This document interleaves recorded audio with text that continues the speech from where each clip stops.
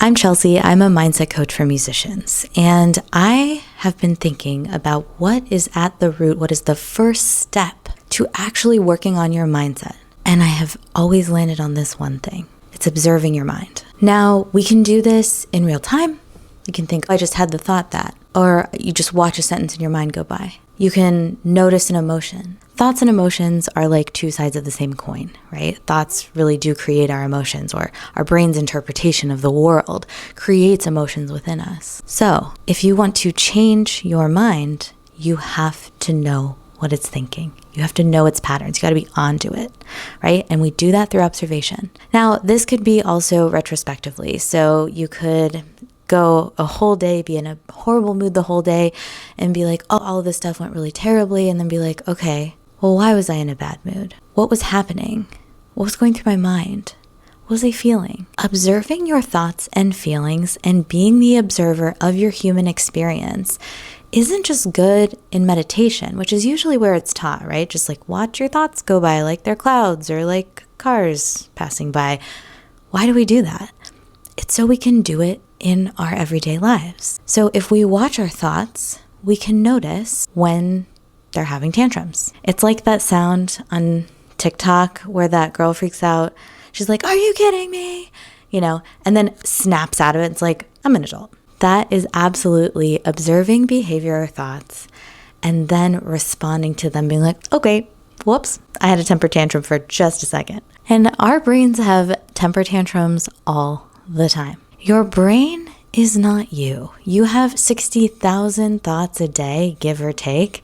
You do not handpick them all. What happens is your brain learns without your permission. It learns so much. Your experiences shape who you are. And if we don't think intentionally about how to respond to those experiences, what they mean, etc., our brain will make stuff up without our permission, which is like kind of unfair.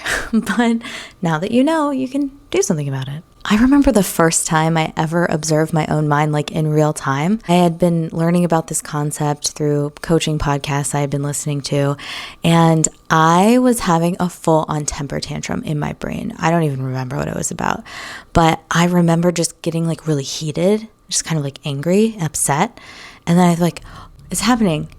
My brain's having a tantrum, and I got to kind of snap out of it, which was kind of funny and cool. But it makes it so you can snap out of it. So you can zoom out and say, like, I'm a human having thoughts that are creating some feelings. That's what's going on here. And when we remove our reactions and responses from outside world stimulus and take responsibility for our brain and what it's thinking and how it's creating our feelings, just like we would be responsible for a toddler, right? Like no toddler's just like responsible for themselves. There's an adult present. It's like being an adult for your own mind. You can't control it all the time. And sometimes your brain is like a toddler with a knife, right? Sometimes it's just like arbitrarily creating chaos, but you are responsible for it nonetheless. So the more you can step back, the more you can observe what's actually going on, recognize patterns, recognize when I go into this place, I feel really tense. How can I help myself through that? Then you can say, well, when I do this thing, or if you're a musician, when I go on stage in this venue, when I have a lesson with my teacher, I get really nervous. What's going through my mind at that moment? And then how could I think differently? Observing is absolutely the first step, noticing. And you will notice so many patterns. And it is just data. So you want to observe, but we don't want to judge. We listen and we don't judge. But this is truly the secret. You cannot judge yourself once you observe what you've been thinking. Because once again, it's not you, it's your brain. Your brain is an organ trying to keep you alive, just like your stomach or your heart or your large intestine. It's not you. It's like saying, my gosh, my stomach feels queasy, and making that like morally mean something about you. Doesn't make sense. Having thoughts, not different. Just because you had a thought and a feeling doesn't mean that that's you. We don't want to identify with thoughts and feelings. We want to let them flow through us so we can release them.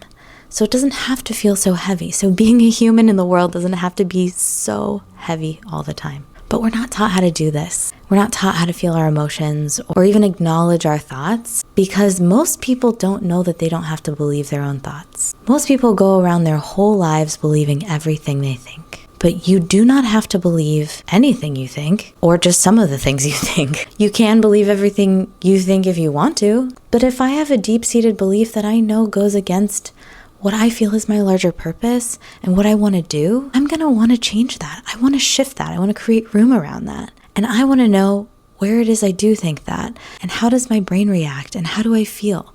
Because if I'm not able to take care of myself through those moments, I can't move forward. I think about knowing these things about ourselves as like that same toddler.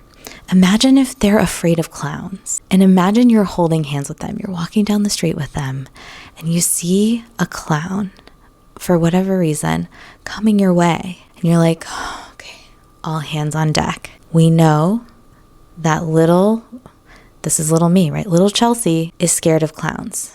And we know that they're going to have a full body reaction. They might cry. And how are you going to respond? How are you going to hold space for that little kid to have the reaction that they can't really help or control? Are you going to stand there and tell them to get over it, that they're weak, that they can't hack it, that they're not good enough? No, you're going to probably get down on their level, hold space for them, and say it's going to be okay and it's going to be over soon. What if we did the same thing for ourselves? What if we got to be the observer of our own mind in such a loving way, and we got to witness our mind, not with judgment, but with love? If we have thoughts like, I shouldn't have thought that. Why did I think that? Why am I thinking so negatively? Is that helping? Probably not. Actually, absolutely not. I don't know why I said probably. When you want to change your mind, how you think of yourself, how you feel about yourself, it's absolutely essential to not judge what's already happening. And by that, I mean hold space. In my coach training, we talked about holding space for people being like outside the pool, right? So if you're in the pool with your client,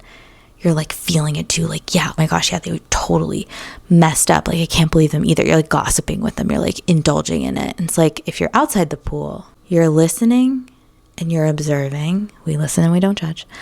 You're listening and you're just observing. Interesting. It's fascinating how you use this adjective. Or you're claiming you always do that. Is that true? We're getting curious. We're questioning. Not in order to change our mind right away, but just to create a bit of wiggle room and a little bit of space between you and the pool. So if you're in the pool, then you're like, I can't believe this happened. Like, why does this always happen to me? If that's your thought, you can step back and like, I'm having the thought, why does this always happen to me? Like, that's interesting. That's a story I have about myself, that this always happens to me. I wonder where else this comes up. Notice I'm not thinking, okay, well, now that's another story that I have about myself that's negative. Add it to the pile. That's not what we're doing. So here's a challenge for you. If you want, go throughout the rest of your day, observing your mind. And sometimes we get into our mind through way of our body. If you're feeling a certain like surge of emotion, ask yourself, why am I feeling this way? Or what's going on? And if you answer that question, it will likely lead you to the thought or reason behind the emotion. And if you say you don't know, ask yourself, what would you say if you did know? Usually you'll get an answer. And the thing is, only you know. Only you know. So be the observer of your own mind. And if you enjoyed this and want to see more, feel free to subscribe. I also have a really fun way to sort of detach from thoughts that we have or from how our brain is operating, and it's called the Silly Goose Method. I will link it here, and I hope you have a lot of fun with both this and the Silly Goose Method, and I will see you next time.